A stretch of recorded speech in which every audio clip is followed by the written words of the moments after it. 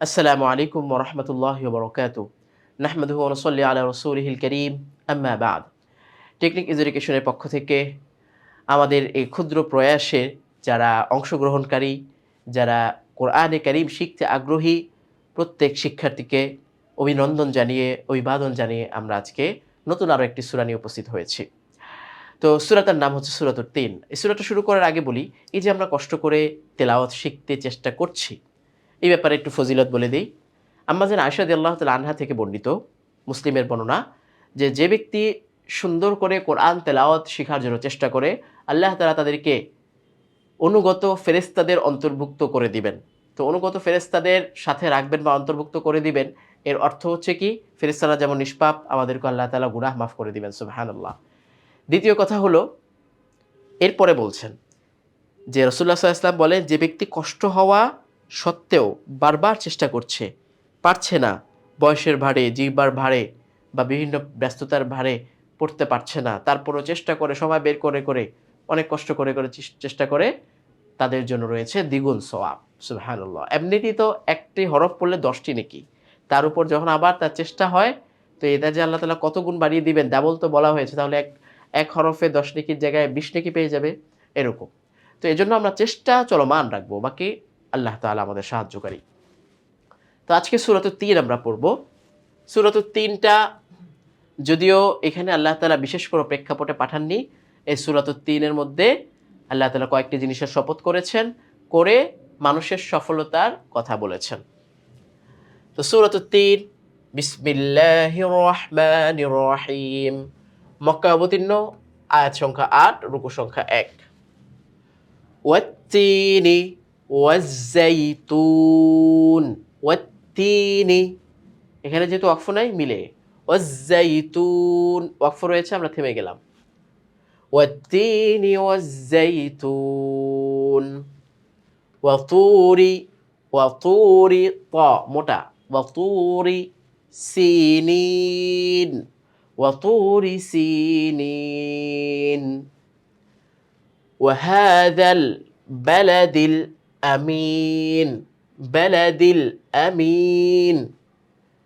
لقد خلقنا الإنسان في أحسن تقويم। দুই জের রয়েছে, তবু ওয়াকফ করলে আমরা জজম নিয়ে আসবো। ثم رددناه أسفل سافلين إلا الذين آمنوا وعملوا الصالحات فلهم أجر غير ممنون. فما يكذبك بعد بالدين. أليس الله بأحكم الحاكمين. তো পুরো সূরাটা আমি একসাথে বলে দিই। বিসমিল্লাহির রহমানির রহিম। ওয়াত-তিনি ওয়াজ-জাইতুন ওয়া তুরি সিনিন ওয়া হাযাল বালাদিল আমিন।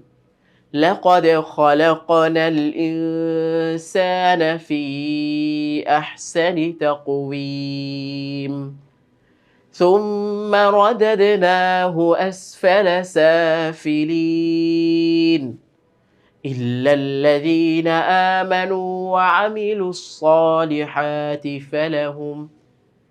فلهم أجر غير ممنون.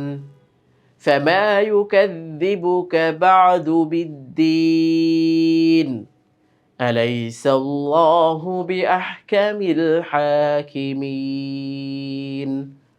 صدق الله العظيم.